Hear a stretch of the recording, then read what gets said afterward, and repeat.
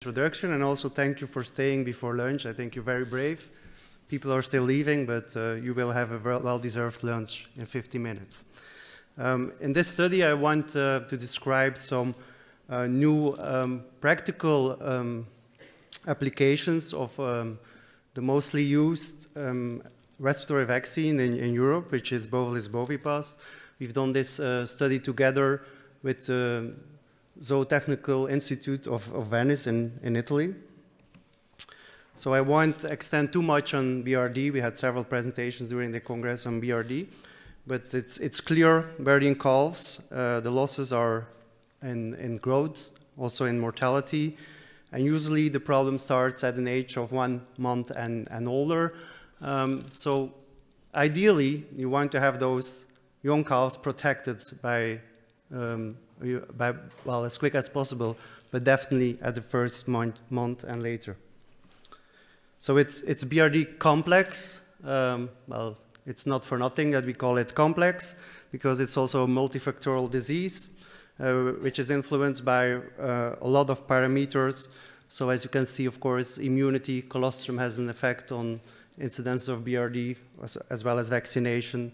But don't forget the housing conditions, hygiene, microclimate, feeding as well.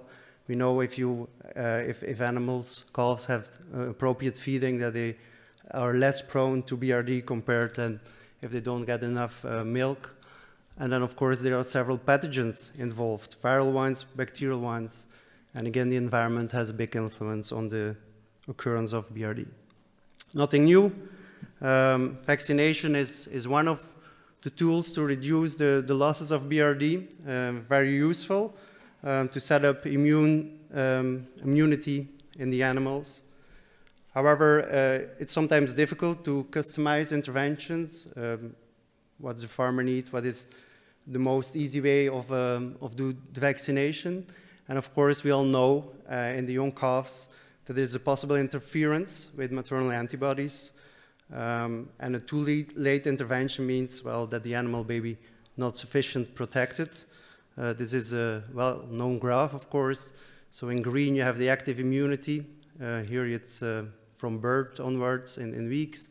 And then in the beginning, the maternal antibodies play a role. And then there's a weak moment, so it's difficult to identify when animals are optimally protected. And that's why, well, with Bovilis bovipast, we have some recent research that we start vaccinating pregnant animals. And by doing that, we increase the maternal protection. And of course, that gives you a better protection in the beginning. And of course, more flexibility, and you can maybe start later with the active protection and the vaccination.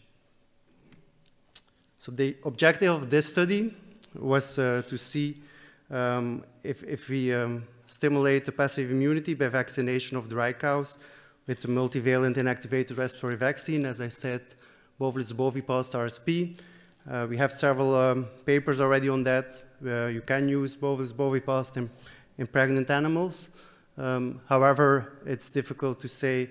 Most trials until now have been done when you injected 4 weeks before the expected parturition, but that's not always the ideal moment, of course, of the farmer. So with this study, we want to see if there's more flexibility, if you could start grouping pregnant animals to give the vaccine at a certain day, and so group the vaccination. So we have an approval of an ethical committee, and there you see the picture of the Zootechnical Institute of Venice, who helped us with this trial.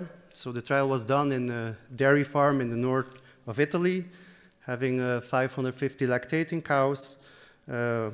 We focused, of course, on heifers and cows, 6 to 8 months in pregnancy. And we had 4 groups.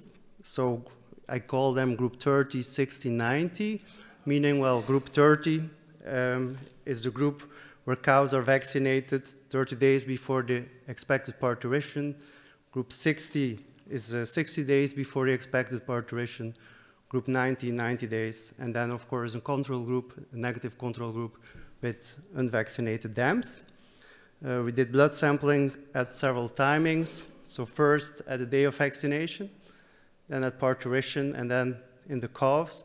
We did weekly blood samples from the 48 newborn calves during 12 weeks. So as you see, we have 48 calves in total. So that means that every group has 12 animals. We did antibody levels for Mannheimia hemolytica with an in-house ELISA test in Boxmeer in the Netherlands. And then we also did antibody levels for BRSV, and this has been done with the Buiatrics test, so that's a commercial test from Buiatrics. So the newborn calves, they were separated directly from the dams, and they were kept according to standard breeding regulations, well, the standard as they were normally done on the commercial farm. And each calf received 4 liters of colostrum from the own dam within 6 hours after birth. They were housed in single boxes up to 8 weeks of life, and then from 9 or 10 weeks, depending on the grouping, they went to multiple boxes with 10, 15 calves per box. So the results, if you look to the IgG concentration in colostrum, so we have an average number of 86 gram per liter, so it's clear the quality of the colostrum is sufficient, knowing that you would like to have 50 gram per liter or more.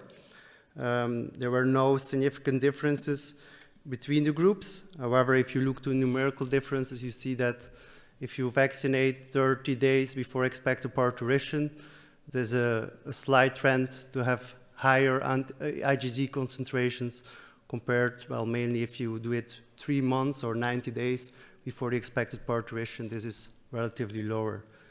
Surprising to see also in the control group that heifers have here in this group numerical the highest IgG concentration, but again, none of those are significantly different.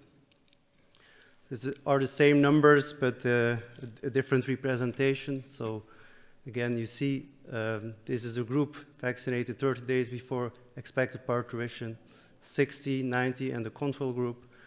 Not really different, higher levels, so good quality colostrum.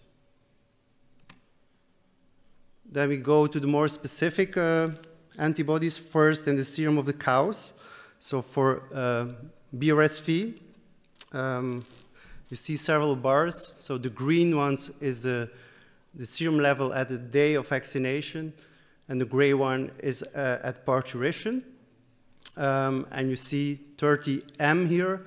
Those are the heifers vaccinated 30 days before expected calving. And then these are the cows, so 30 days before expected calving. These are the heifers 60 days before expected calving. The cows 60 days, heifers 90 days before expected calving, and the cows, and then the 2 control groups. There are not really significant differences except for the red stars. So we saw for BRSV that the level of antibodies at parturition was significantly higher compared than the day of vaccinations in the heifers vaccinated 30 days before expected calving. And we saw this also in the heifer group that has been vaccinated 60 days before expected calving. So in the group 90 days, there were no differences at all, neither in the control groups. If you go to the serum titers for Mannheimia hemolytica in the pregnant cows, so no significant differences at all. So between the day of vaccination and parturition, you see some numerical differences, so there is a slight increase, but then you see again here in the group vaccinated 90 days before calving, that vaccination at that moment had even a negative trend on the level of antibodies at parturition. But more importantly are the antibodies in the calves, because you want to mainly protect the calves and not the cows. And here for Mannheimia hemolytica, so the blue line is the control group. The red line is the group that has been vaccinated 30 days before expected calving, the green line, the group 60 days before expected calving, and the purple line is the group that has been vaccinated 90 days before expected calving. And what we see, all vaccinated group have over time higher antibodies titers compared to the control group. So to the group that received colostrum from their own dams that have not been vaccinated. And this is, well, over time it stayed significant different. So even time point 12, which is 12 weeks old, it's still a significant difference. And we have a similar picture for BRSV in the calves. So again, control group is the purple line, and you see the treated groups. They are all significantly different from the control group. So you see this over time again, the antibodies for BRSV in the calves are significantly higher than the one that received colostrum from non-vaccinated dams.